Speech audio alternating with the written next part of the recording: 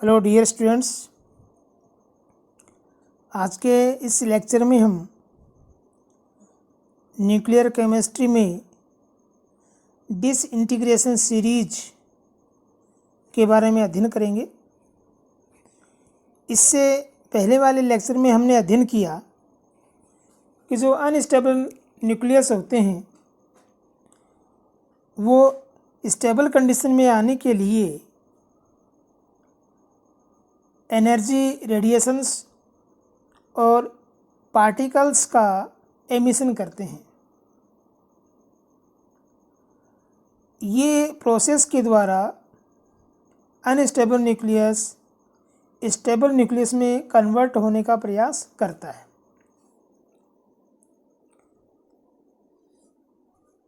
जब इस प्रकार का रेडियोएक्टिव प्रोसेस होता है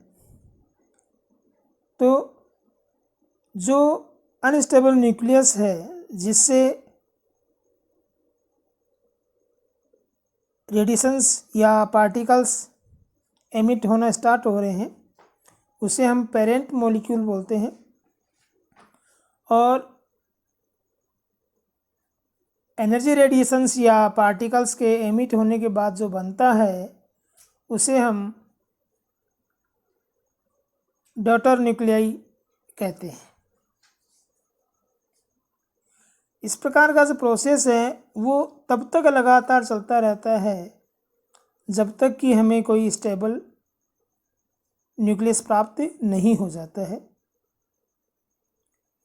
तो इस प्रकार से अनस्टेबल न्यूक्लियस से स्टेबल न्यूक्लियस बनने का जो प्रोसेस होता है उसमें अल्फा और beta particles, gamma radiations, positron, neutron, इस प्रकार के जो पार्टिकल्स हैं वो एमिट होते रहते हैं और सीक्वेंस में हमें नए न्यूक्लियाइड्स प्राप्त होते रहते हैं। इस प्रकार के जो न्यूक्लियाइड प्राप्त हो रहे हैं उनकी एक श्रेणी बनती है, उनकी एक सीरीज बनती है और उस सीरीज को ही हम डिसइंटीग्रेशन सीरीज कहते हैं। तो इस प्रकार किसी इनिशियल एलिमेंट से फाइनल स्टेबल एलिमेंट को प्राप्त करने का जो सीरीज है वो सीरीज ही क्या है? डिसइंटीग्रेशन सीरीज है। ये जो सीरीज है वो नेचुरल वे में भी हो सकती है और आर्टिफिशियल वे में ही हो सकती है। जनरली जो आर्टिफिशियल वे है वो हम हमारी सुविधा के अकॉर्डिंग करवाते हैं। तो यहाँ पर हम ये जो डिसइंटीग्रेशन सीरीज है मुख्य रूप से कौन कौन सी है उनके बारे में स्टडी करेंगे। तो मुख्य रूप से ये 4 प्रकार की डिसइंटीग्रेशन सीरीज है जिन्हें हम 4n, 4n+1, 4n+2, 4n+3 इनके नाम से भी इनको रिप्रेजेंट कर सकते हैं, या जो इनका पेरेंट एलिमेंट है उस पेरेंट एलिमेंट के नाम के अकॉर्डिंग भी इनको हम रिप्रेजेंट कर सकते हैं। 4n वाली को हम बोलेंगे थोरियम सीरीज, फिर 4n+1 वाली neptunium series, 4n+2 uranium series और 4n+3 एक्टिनियम सीरीज। ये यहाँ पर इन सीरीज़ का एक कंपैरेटिव स्टेटमेंट दिया हुआ है जिनमें शो किया गया है कि इन सीरीज़ में प्रोमिनेंट एलिमेंट कौन सा है जिसका लाइफ टाइम बहुत अच्छा रहता है, बहुत ज़्यादा रहता है। तो ये इन सीरीज़ में पाए जाने वाले प्रोमिनेंट एलिमेंट है। जब इन सीरीज़ का हम कंपैरेटिव स्टडी करते हैं तो हम ये देखते हैं कि इनमें अधिकांश में लेड लास्ट एलिमेंट होता है, लास्ट स्टेबल एलिमेंट है। जो नेपच्यूनियम सीरीज है, 4n+ सीरीज है, ये आर्टिफिशियल सीरीज है। इस सीरीज का जो एंड एलिमेंट है वो बिस्मिथ होते हैं। ये जो रेडियोएक्टिव डिसइंटीग्रेशन सीरीज हैं इन सीरीज के जो कंपोनेंट है या कॉन्स्टिट्यूंट्स हैं उनका निर्माण अल्फा बीटा पार्टिकल्स के एमिशन से मुख्य रूप से होता है। तो यहाँ पर जैसे थोरियम सीरीज़ में 6 अल्फ़ा पार्टिकल और 4 बीटा पार्टिकल एमिट होते हैं। 4n+1 में 8 अल्फ़ा पार्टिकल और 5 बीटा पार्टिकल। इसी प्रकार 4n+2 में 8 अल्फ़ा पार्टिकल और 6 बीटा पार्टिकल, और 4n+3 में 7 अल्फ़ा पार्टिकल और 4 बीटा पार्टिकल एमिट होते हैं। अब हम इस सीरीज़ की इंडिविजुअल स्टडी करते हैं। तो ये जो चार प्रकार की डिसइंटीग्रेशन सीरीज़ हैं, इन सीरीज़ में पहली सीरीज़ है थोरियम सीरीज़ या 4n+ सीरीज़, 4n सीरीज़।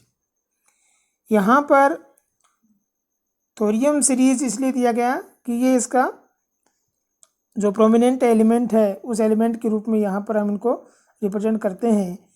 ये जो 4n हम इनको कह रहे हैं, ये इस प्रकार से जब इनका जो मास नंबर है, इस सीरीज़ में जो भी एलिमेंट आएंगे वो जो एलिमेंट है वो 4 से कम्प्लीटली डिवाइड होंगे। थोरियम सीरीज़ में जितने भी कंपोनेंट हैं या कॉन्स्टिट्यूट हैं, उनके मास नंबर को जब हम 4 से डिवाइड करेंगे तो वो कम्प्लीटली डिवाइड हो जाएंगे और रिमाइंडर के रूप में हमें शून्य प्राप्त होगा, यानी कोई रिमाइंडर नहीं होगा।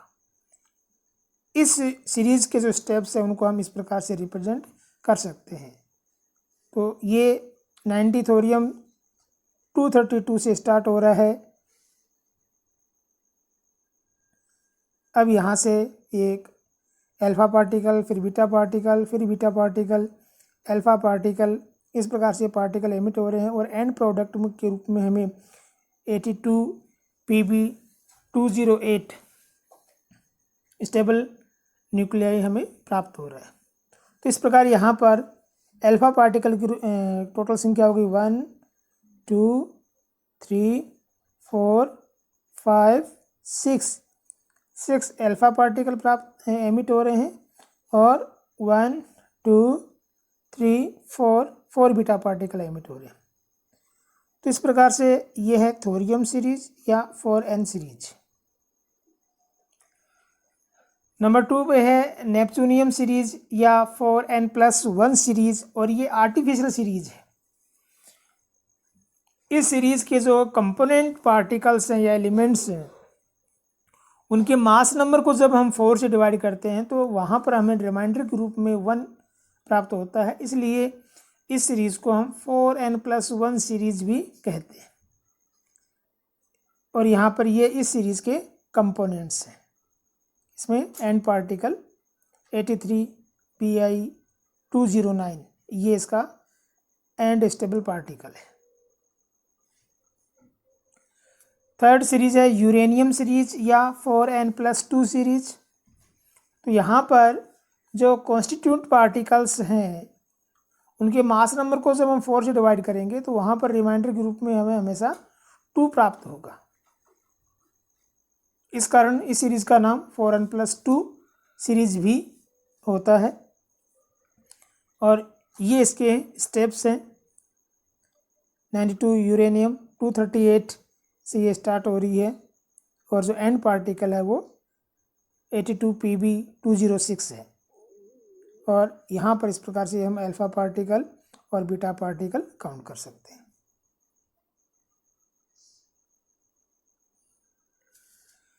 लास्ट सीरीज है एक्टिनियम सीरीज या 4n+3 सीरीज। यहाँ इस सीरीज में जो कॉन्स्टिट्यूंट हैं उनके मास नंबर को जब हम 4 से डिवाइड करेंगे तो रिमाइंडर के रूप में हमें 3 प्राप्त होगा। इस कारण इस सीरीज़ को हम 4n+3 सीरीज़ भी कहते हैं। और इस सीरीज़ में जो स्टार्टिंग एलिमेंट है, पेरेंट एलिमेंट है, वो 92U235 है और जो एंड एलिमेंट है, स्टेबल एलिमेंट है, वो 82 Pb207 है।